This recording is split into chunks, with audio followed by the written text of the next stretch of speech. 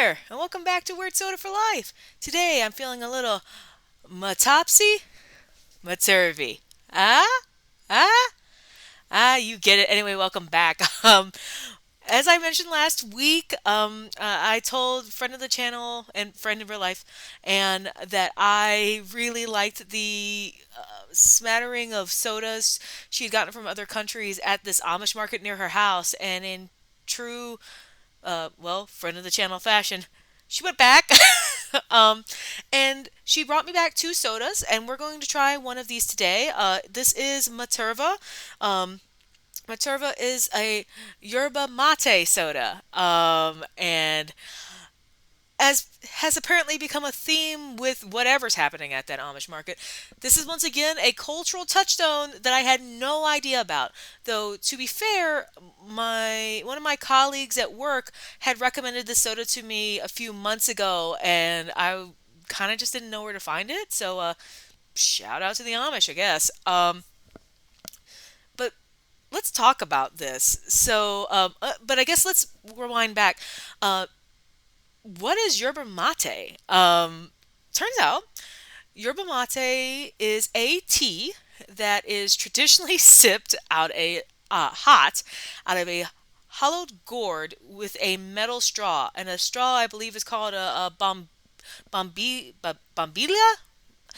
I'm I'm sorry, guys. I take a little bit of Spanish on Duolingo, so work with me as I probably butcher a lot of this. Okay, um, but so it's a traditionally hot tea drunk out of a hollow gourd with a metal straw, right? Um, and it's actually got no real roots in Cuba either. It's traditionally a South American drink. So Paraguay, Uruguay, Argentina, places like that drink this like slightly bitter tea.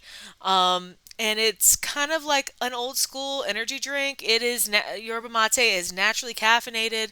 It's full of antioxidants. And frankly, drinking the tea is like a social experience. So how does it become a part of Cuban culture? And the answer to that is the Materva Soft Drink Company. So this drink gets started in 1920, and it's for some strange reason, and maybe once we taste it, we'll find out that reason. But they add sugar and bubbles, which are like, frankly, two of my favorite things. And so this drink takes off like hotcakes throughout Europe. It's known for, in addition to its taste, which I guess we'll find out very shortly, it's also known for its health benefits. Uh, the ads for this said that it could boost energy, improve digestion, make you a better person. And frankly, I've never drank a soda that's made me a better person. That's not to say that I'm a bad person. I'm just saying that, like, I drink sugar for the caffeine and not for moral standards. Um, Sorry, not sorry. Um, and also, again, with these sodas in the 1920s, what is with all of these sodas pretending to be health tonics? Like, what is this? Why are we just. Is it guilt? Because I think it's guilt at this point that we're drinking sugar and bubbles and we're just like, but surely there's some sort of health factor here that makes this good for me, a person. Um, the answer is no, it's not. And again, if you have bad morals before you drink this soda, you will have bad morals afterwards. So, anyway, so the soda takes off. It's great. And then the Cuban Revolution happens. And a lot of these privately owned companies, including the Materva Soft Drink Company, become nationalized. And reading about the Cuban diaspora, sorry, I don't, my brain is seizing today, um, is an exercise in like both tragedy but also the resilience of a culture um, to recreate itself where it finds itself. And where this finds itself is Miami. Um, so a lot of Cuban exiles, of course, settle in Miami. And by the 1960s, I mean, 1959 is when the revolution happened. So obviously by the early 60s, they're trying to recreate the comforts, the culture of home, right? Because it becomes very clear that for a lot of these exiles, they're never going to be able to go back. And so this company called Cawy Bottling Company is created. And it's actually originally created to, well, I keep saying the word created, but recreate a very famous, the Cawy lemon lime soda, another Cuban drink, right? But it becomes very clear to the owner very quickly that there's a lot of lemon lime sodas out there. In fact, we've talked about quite a few of the lemon lime sodas that were out there by the time this soda tries to get off the ground. And so they go back to the drawing board and they discover Materva. And especially since Materva wasn't being created in Cuba anymore, they began creating it in Miami. And it takes off, right? This is a very Cuban drink, right? It's a something that nowadays now resembles, signifies their culture and the things that they lost and the things that they found. Um, and as of today, in fact, it's a symbol of Cuban nostalgia, pre-revolutionary Cuba, and in fact, politicians use it to signify their Cubanness. Um, and it's kind of just an interesting discussion and an interesting look at how these small things like a drink or a food or things like that begin to symbolize so much more than what they are. They symbolize home, they symbolize loss, they symbolize um, like family and tradition. There's, I think, a lot to be said in how things like that trigger your senses also begin to symbolize like so much more than that. Um, and to kind of end on a little bit of a downer note for this, Materva is still not made in Cuba today. It is still traditionally made in Miami. Um, but with that, we're going to turn it around because we cannot end on a sad note. We are going to try the soda, right? Like, let's get into this. Let's figure out what's so hot about Materva. Um, so first things first, I want you to look at the can. I like this design. It's very simple. And as we can see, because I'm a goober, a cool 75 cents was paid for this. I also want to point out that this has a Spanish thing on here, and I'll show it to you in a second, but it says, Si maneja no tome y si toma tome Materva. Now, don't speak Spanish.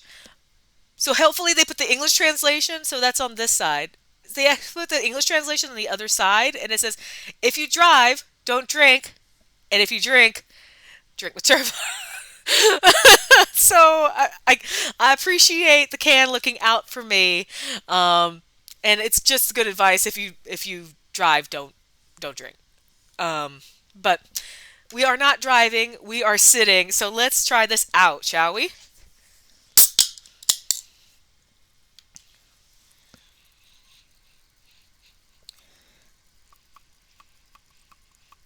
Well, it smells a little sweet, but I'm gonna pour it in our trusty bottle. Well, I don't know why I said it was a bottle, it's a cup. But we're gonna pour it in our trusty cup and see if we can't get a little bit more out of it.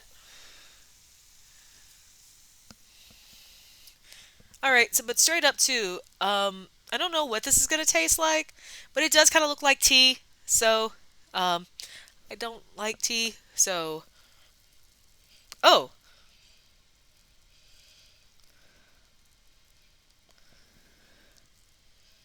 it kind of smells a little bubblegummy, um, which was not quite what I was expecting.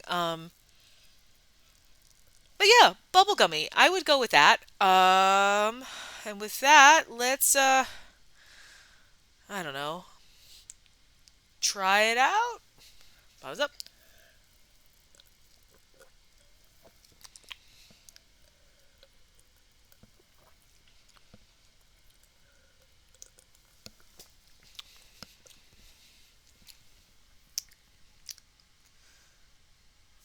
I really like that, and it's nothing like what I thought. I said it smelled bubblegummy, but I realized as I was kind of taking more of it, it smells like those banana runts. Um, that's the smell, but it doesn't taste like that. Weirdly, it kind of tastes like um, well, like a little ginger ale, but like a little bit of cream soda mixed in there too. It certainly doesn't taste bitter. or like tea, or like banana runs. It tastes kind of, yeah, like I would say ginger ale, cream ale, kind of mishmash. Um, as with all these other sodas that have come from this market, I really enjoyed that. It's always nice that my cultural ignorance turns into something delicious. I am very lucky that way, and one day I'm going to be really unlucky. But for right now, we're going to ride this wave. But this is really good. I would bet good money that if you were looking for this in markets that sold Latino or Latinx, Hispanic, like food, that you would find this there. And if you do find this there, I would go get it. It's really, really good. I think you don't even need to mix anything with it. Usually I'll say it's too sweet or it needs X or Y. Maybe a little ice or something, but mostly just to keep it cool because it's quite good. Go get it. I'm delighted. Uh, I'm gonna have to really start looking for Amish markets, I think. But next week we are trying the last of our original sodas this year. It's the last. Funnily enough, it's the last soda that Anne got me this year as well. Uh, we are trying, and I'm gonna say it with the hard J, but it's again a Spanish soda, so it's probably not pronounced like that. But Jupina or Hupina pineapple soda. I'm really looking forward to trying that. I love pineapple, and so I'm hoping that it will end us on a nice sweet note. But if it doesn't, well, I mean, what am I going to do about it? I'm going to drink it anyway. um, but again, all these have been winners so far, and I'm really looking forward to learning more about what I don't know. Until next time, drink weird, and I guess just start going to weird hole in the wall places and looking for things to drink. And by hole in the wall places, I mean like places like stores. Like don't go into somebody's house and drink a soda that you don't know. That's bad and that's theft. See you next time.